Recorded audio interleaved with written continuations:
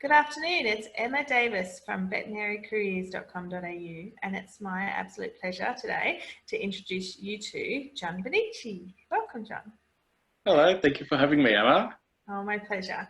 John's a fourth-year vet student from the University of Queensland, and he's quite an entrepreneurial soul and quite an amazing guy. And he has come into my world, or I've gotten to know about him from some of the initiatives he's been working on with veterinary wellness. So would you like to tell me about those, or tell everyone about those, John? Yeah, sure. Projects you're working on? Yeah, no problem. So the two projects I've got on at the moment to help improve wellness within the veterinary industry are the Peer Support Network, which is run by, well, through the University of Queensland Veterinary School. And I serve there as a mentor to help other students. And the other aspect is through a little project called Yogitation, which I also run with one of my colleagues. Oh, break it down for us. What do you do in Yogitation? That sounds amazing. Sure.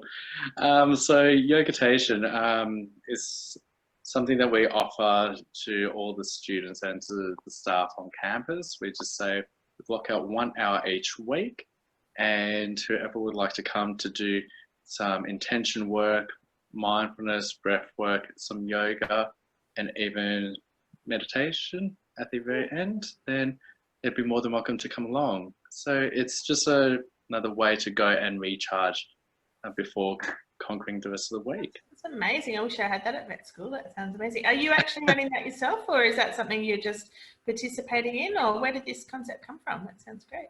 Yeah, so the concept actually came from doing the peer support network training this year. So the very first session, there was one of my colleagues, her name is Divya, and we just got along straight away. She's in second year, I'm in fourth year, and we just started to talk about the different wellness elements that we were just practicing within ourselves, and how it would be amazing to go and offer something like that to the veterinary industry. And that's where the whole concept of, hey, why don't we go and work together and start Yogitation? And 4 weeks later, that's what we did. Oh, that's amazing. And how many people are coming along? Like, is it for just your year, or the school, or yeah, tell me more. It sounds great. Yes, so basically we have it open to all staff and all students. It's started off with one person attending, but within a couple of weeks we had a bigger growing, and now there's up to 15 people attending each week. Yeah, so it's amazing to go and see people from different cohorts attend Yogitation each week. Some are regulars, some just come by whenever they can. Of course, within the veterinary degree, there will be assessments along the way, so we just go and cater for whoever turns up. So we're here, so when you're ready, yeah, come by. Oh, that's amazing. Well done. I'm so excited. Good on you. I love these entrepreneurial vets that are coming through. This is fantastic. So, and tell me more about the mentor network. So, because I think that was where I came across you and the work that you were doing. Was there is a story written up around the mentor network, and that's a UQ project, is it, or what's that about, and what does it look like in practice? Yeah, so basically the whole concept is, well, it was an initiative put together through the University of Queensland Veterinary School with the intention to go and just be there for others. So it's about training current students to go and help mentor other students doing the program. So it's all about holding space for someone else, listening to them, and being able to ask the appropriate questions so then they can go and find out the right answers for them. And if need be, to then point them in the right direction so they can go and take the appropriate action required. That's amazing. So did you get trained in that? Is that do you go through a training course for that, or does everyone have to do it, or like, yeah, it sounds good. Yeah, so the way how it was run was in semester 1, we had a weekly meetup where we had training through one of the counsellors on campus, and through that we explored different topics, and it went for about 10 weeks in total. Yeah, and quite a few different exercises along the way. And amazingly, you just learn a bit about yourself in the process of that while trying to go and listen to someone else. Yeah. And it's not mandatory, like you've selected to do that, or like does everyone have to do it, or do just some people who are interested become mentors, or what's the Yes. choosing? So basically, at the end of every year, there's an email that gets sent out to all the students, and basically whoever's interested in applying, they just fill out a questionnaire and express their interest. Oh. And through that, I happen to express my interest in it. And I thought this would be a fantastic way to go and offer someone else the tools that I've acquired in life in order so they can better handle stress. Oh, good on So, you. yeah. That's amazing. Well done. I love loving all this wellness stuff. This is fantastic. Yeah, thank you. I remember vet school as very stressful, so I'm really glad that these options are there. That's fantastic. I'm 2001 myself, and you'll be 2020. That's awesome. That's going to be Yeah. Only a year away now. So John, like you're quite the leader in this space, and I love that about you. And what's been your career path to date that you like might have brought out this leadership in you? Is there something like what's been the major points of your career path? Because you did a bit of study before vet, didn't you? Correct. Tell us more about that leads you to both being entrepreneurial and a leader in this wellness space. Yeah, so my story, or should I say my awakening to it all, was basically brought about because I reached a point in my studies that I experienced burnt out. And through all that, I realized my mind wasn't entirely in the degree. As such, I needed to take some time out for myself and reassess things so I can fully be present in my studies and in turn become the best veterinarian that I can be. So through that, there was a lot of self-discovery, a lot of exploration of my own well-being, and that branched off into the realms of spirituality. And I began to explore my own work a few years ago, and I had that gap year. And that's when I realized that I still want to become a vet, and that it would be amazing to go and offer all these tools that I've acquired to others and in turn help them to better manage stress in their life. Yeah. That's awesome. So how did you know that you're at a point of burnout? Like you're kind of comfortable with that now. What were the indicators for you? Like if someone's in vet school and they're not sure if they're coping or they're not coping, do you remember what the indicators were for you that laid out, or at the time that you actually said something has to change? Yeah, so there were quite a few clinical signs that presented. Don't have to go to clinical science and not vet, but yeah, I guess that might be too personal. But if there's anything like, could you recognize those signs in someone else? Do you think? Yeah, I can recognize. What would you recognize? Yeah. A lot of the negative self-talk, lack of self-care, especially when it comes to just basic things. Showing up to classes, being able to go and hold themselves with posture and the whole pride, the confidence, versus actually speaking up and saying, hey, I'm not too sure about something. So when you happen to just be silent, already you can pick up and either you're very introverted or flip side, you're having something else go on. I'm not too sure what it is. And there are all these subtle, noticeable traits that you pick up. So it'd be really good if you kind of knew their norm and you saw a change in that norm. Is that yeah. Yeah. Okay. Absolutely. Yeah.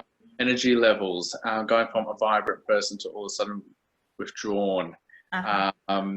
From laughing and smiling to all of a sudden sad face.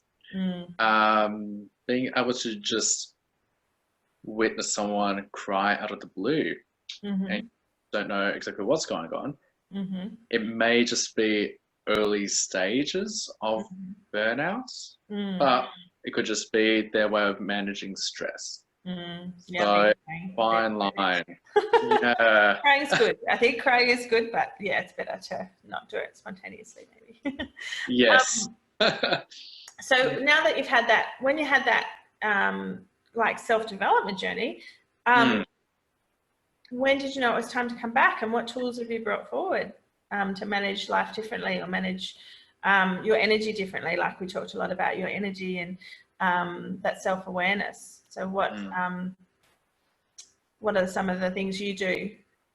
Yeah, so to answer the first part of your question, I knew after the year, I think it was about November of that gap year, that I definitely wanted to come back to vet school. I'm still wanting to be involved with animals. I still have my love and have my passion towards animals.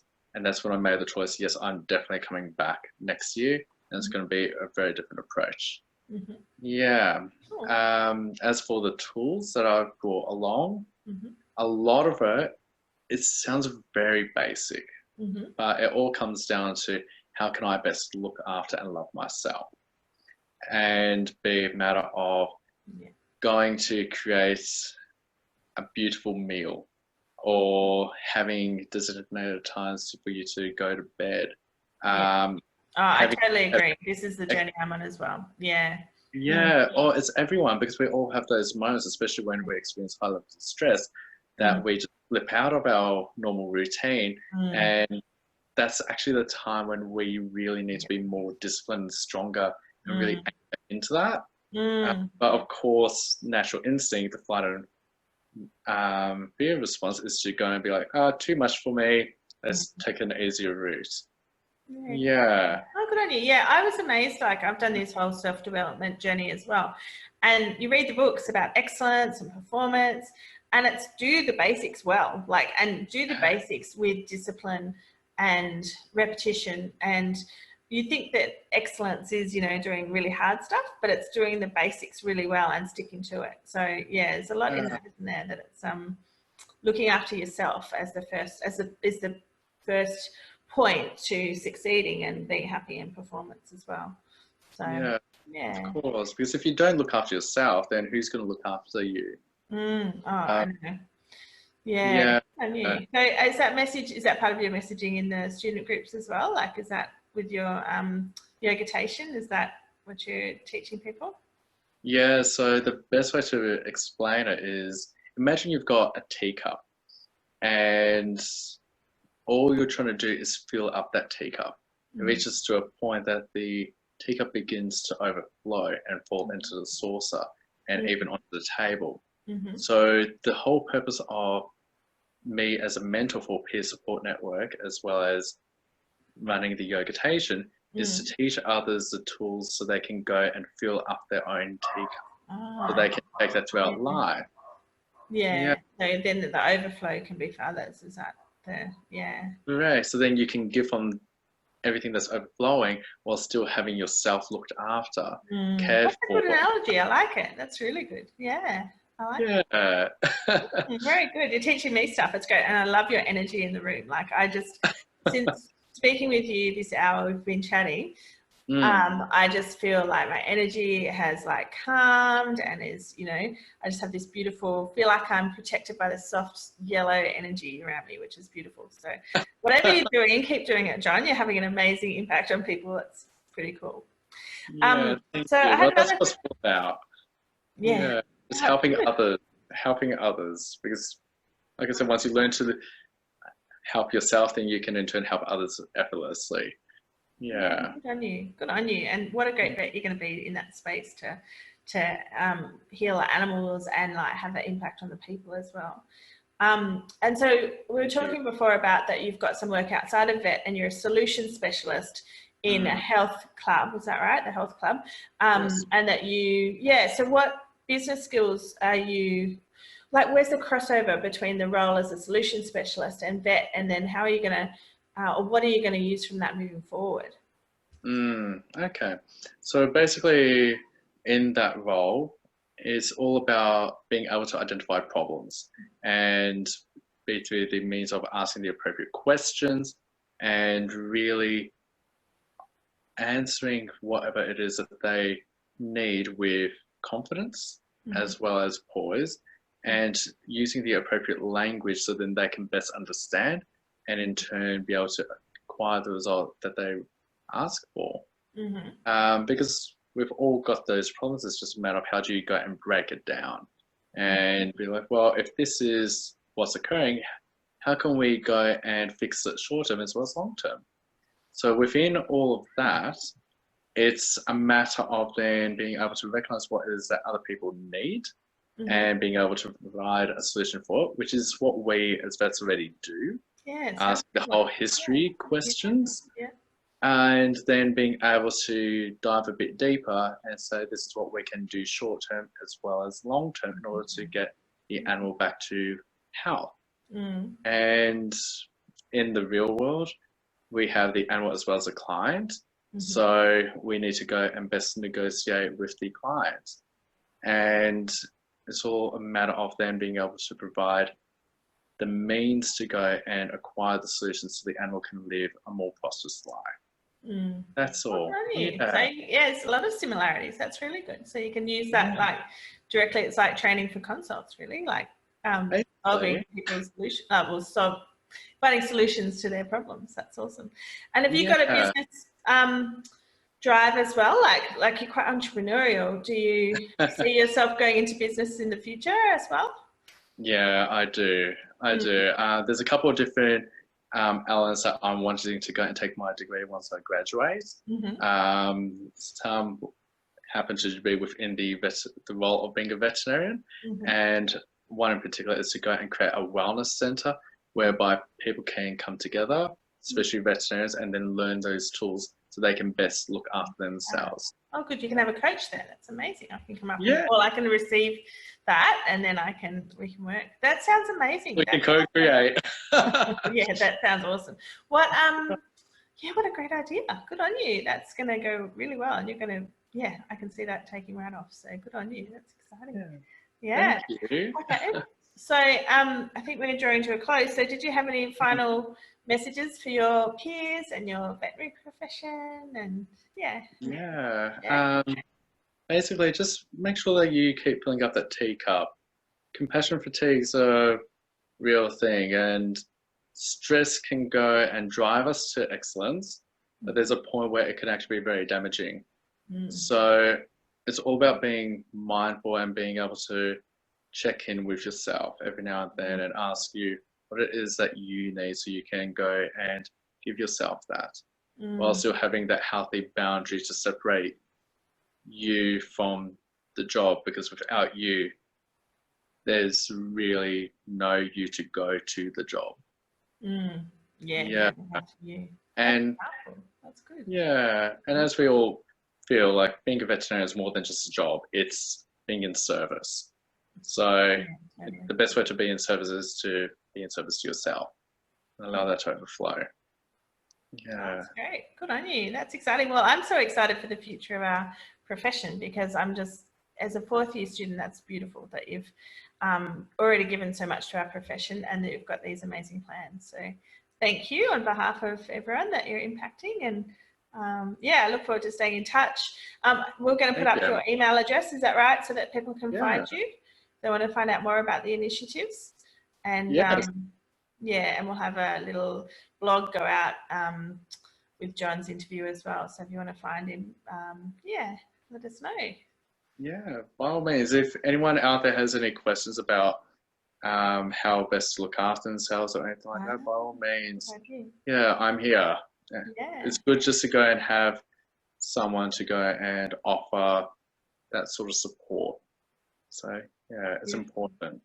That's great. Well, thank you so much for your time today. That's been amazing. It's a pleasure to spend time with you, share space with you. It's amazing. And I feel better for it. So I'm sure that all your friends and colleagues would as well. So thank you so much. And we will sign off now. Yeah, thank you.